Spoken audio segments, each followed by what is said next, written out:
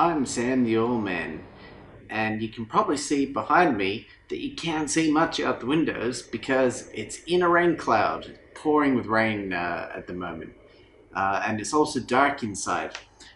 And that's why I'm not going out to play Magus, but instead we're going to go through the spells. Go through here, and at the moment, for most of the items, I can do level 1 and level 2 spells. So we're going to go through all the level 1 and 2 spells. We're going to try and come up with a new strategy, because you've probably seen my gameplay recently. All I've been playing is just Spirit Sting. So what else can you play with your level 1 and level 2 spells when you have 3 slots? Alright, and you see there, I've actually changed my deck already. It's because this is take 2. Take 1, I recorded with no sound. Oops. So, going through the spells. First we have Sorcery. We have Spirit Sting, that's what I've been playing, where it inflicts 15 damage plus 5 damage for each additional Spirit Sting. That's why I just do all 5 spells slots filled with Spirit Sting. Next one, we have Trick.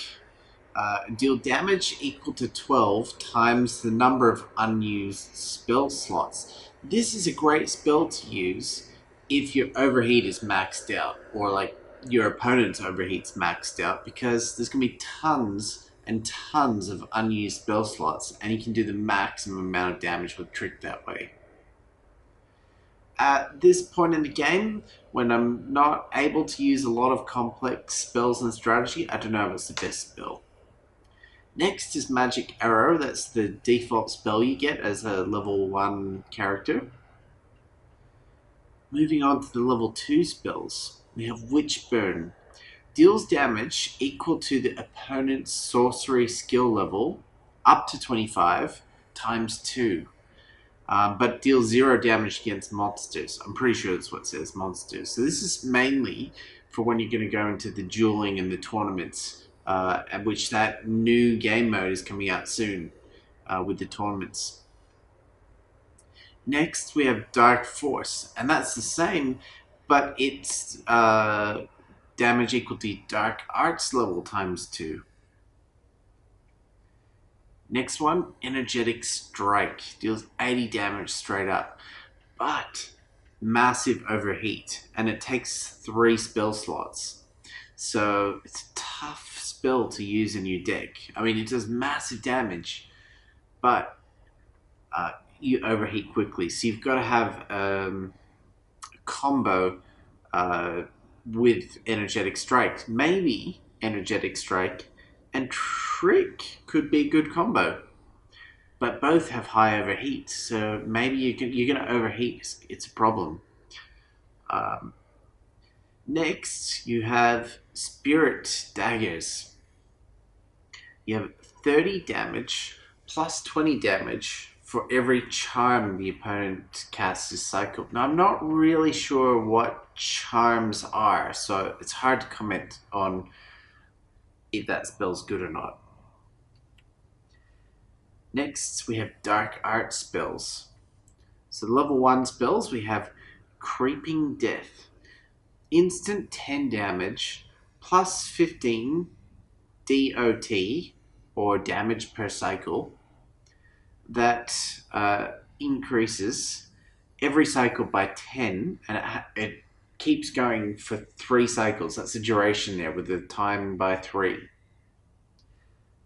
And it says, if not cursed, it deals, and then I can't read the rest. It doesn't actually scroll there, so I'm not sure what the rest of that spell does. Moving on, Essence Leech. Deals 8 damage and heal 4 each cycle for each spell cast by the opponent during the cycle. So that could be a good spell, especially to heal up, deal damage and heal. Third level 1 spell in the Dark Arts is Poison Cloud. It deals 20 damage and 10 damage per cycle.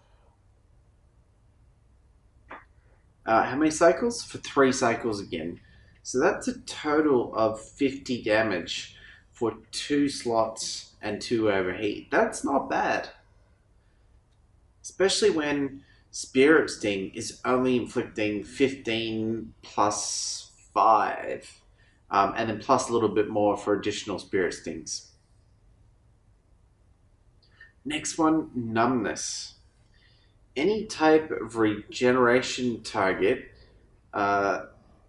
is decreased by 25%. So, not really sure how that works. I'm guessing vampirism spells work differently, and I can't read it all. So, interesting spell, but just not sure how it works.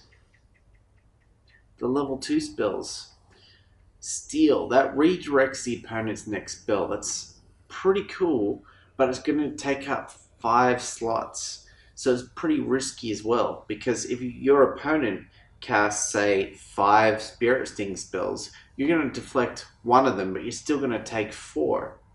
But if your opponent casts, say, an Energetic Strike, it's awesome because you smash that Energetic Strike straight back at them. So a lot of strategy with that particular one. And maybe when you get more spell slots a little bit later, it could be really good to like hold there in reserve, because if they start throwing these massive spells at you, like in a PvP battle, you can just use that and counter right back at them. The next one, drain health points. Drain 20 health points from the opponent each cycle. So that's not bad. And that lasts for 3 cycles. So that's a total of 60 damage.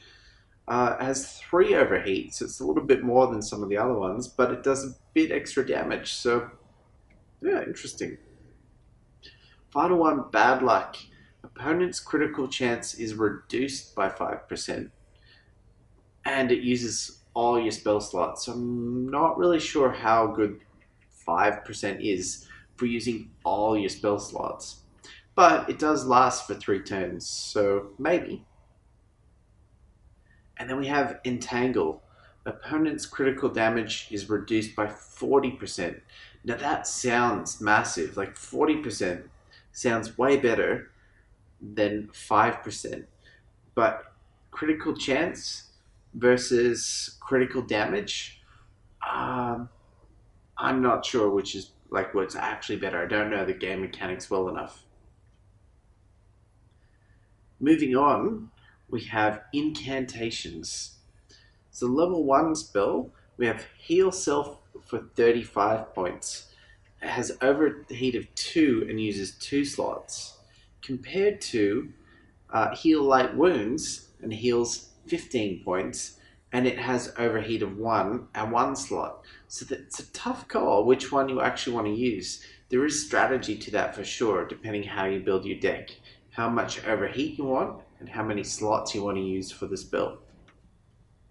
Now your health point spells, you can see here I've added one to my deck because you take damage when you're fighting an opponent. And normally what I've been doing is just using Spirit Sting and annihilating the opponent. But when the opponent's health is low and it's pretty certain that I'm going to win, rather than take them out and kill them, I can just load up my deck with Heal Serious Wounds and heal up a bunch of my health so that I don't have to use potions to heal the health, and I can go fight monsters for longer. So a bit more strategy in this than what I was using. I just never got around to reading all the level 1 and level 2 spells and figuring it out what I could do. So that brings me to this point here. If while you're looking at what these spells are, if you come up with an idea, I've got 3 spells that I can have. If you come up with a good combo, leave it in the comments and I'll try it out in another video. Hopefully tomorrow if it's not raining. Alright, we've gone through the heal spells. Next, Poison Cure. Reduce the damage per turn duration by 1. And it's a cheap spell, one overheat, 2 slots, so could be good depending on what you're doing. again, I think it's one of those spells that once you have lots of spells that you can hold and you're a higher level, you probably want to hold it in reserve just in case you fight someone who throws like those that type of spell at you, so you can cure yourself. Next, we've got Pine Needles. Raise Empower by 20% for 2 cycles. And again, I'm not really sure how Empower actually works, so I don't know how good that spell is. The level 2 spells now, we have Barkskin. Reduce all dot by 70%. That could be good. 5 overheat, so a bit risky. Again, probably a bit too high on the overheat for my liking, but it definitely probably has its spot depending on how you want to combo your spells. Next one, we have Cool Off. Decrease overheat by 4 points. So there we go. That could be the solution to those high overheat spells, is just combo it with your Cool Off. Next, we have Invocation. Heal 20 health points for each spell your opponent casts this cycle. Now, if your opponent is casting 5 Spirit Stings, that's 5 spells. That's going to be then 5 times 20, 100 health points. Is that a good trade-off? Maybe.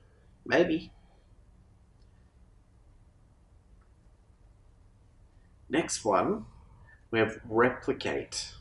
Now, it raises your magic evasion by 20%.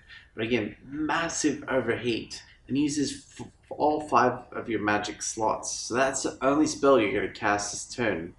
Is increase to 20% magic evasion across 3 turns worthwhile? I don't know. Again, maybe once you're higher level, have tons of health, and your jewels are lasting 5+ rounds, that could give you a good advantage for 3 turns. But again, I'm not sure how good 20% evasion is, basically for giving up a whole turn. And that's the Invocations. Now, oh, sorry, what was it called? That was the Incantations. And now we have the Invocations. So we have Magic Shield. Increase magic defense by 5%, and you can stack it up to 5 times, and it lasts for 5 turns. That sounds like it could be massive. Like if you just went straight up and did your first turn, 5 of those, that's your full 5 stacked for 5 turns. That could be massive. Next one, we have Absorb, and reduce instant damage taken by 60 this turn. So that could be good. Then we have Ultimate Evasion, and it increases magic evasion by 5%, and you can stack it up to 5 times as well. 1 overheat, 1 slot.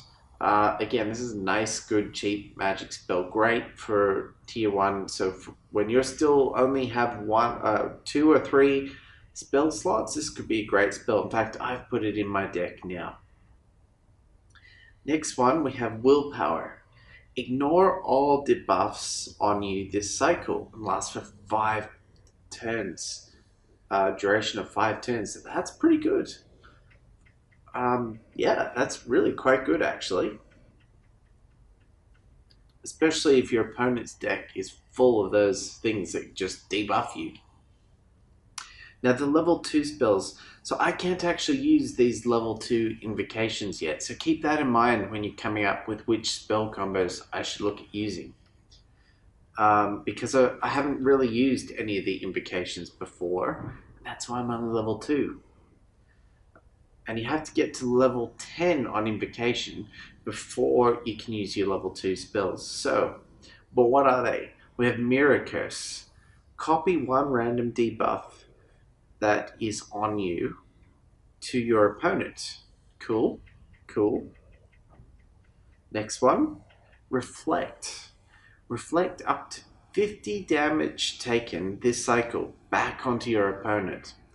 And if cast twice in a cycle, I'm assuming it doesn't do anything. I'm assuming you can only use that once per turn. The next one here we have Safe Space. This sounds cool and it's got a cool image. Increase your magic defense by 10% and stacks with any other defense spells and potions. That's cool. Wow, look how many slots it uses though.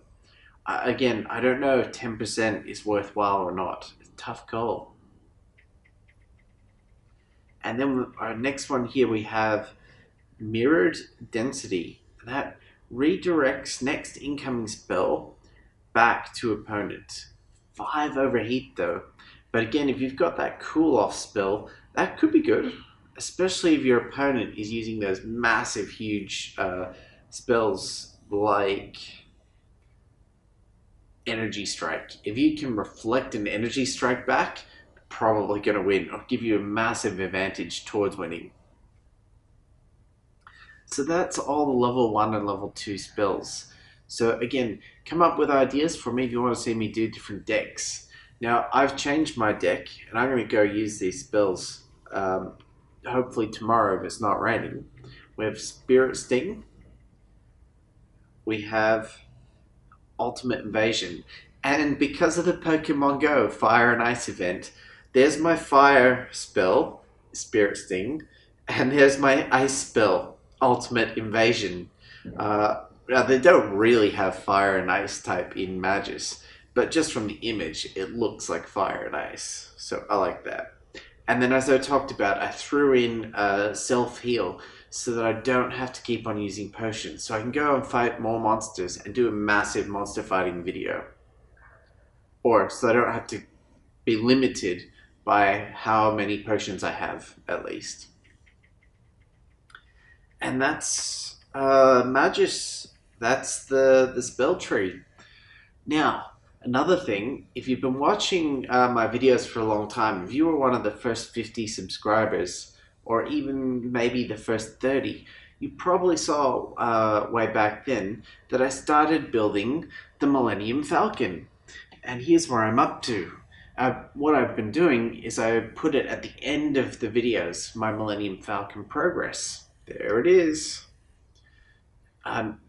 I put it away and it hasn't been in the videos for a long time because I kept having visitors come visit and stay with me, and I didn't want all the pieces out on the table and in the space potentially getting lost, and I didn't have the time to actually build it either. But now I'm moving soon and I don't want to lose the pieces while I move. I figure the best way to ensure I do that is just build it all and move it all in one piece. So my progress today, I put all the pieces back out and I built this bit at the front and put the front leg on. So now I've got all, was it 4, 5, 6, 7, all 7 legs of the Millennium Falcon, and it stands up nicely there by itself. So next I think I have to build the outside shell of the Falcon, and we'll have that progress in the upcoming videos over the coming week or so, because that's about how long I have to finish it. Catch you later.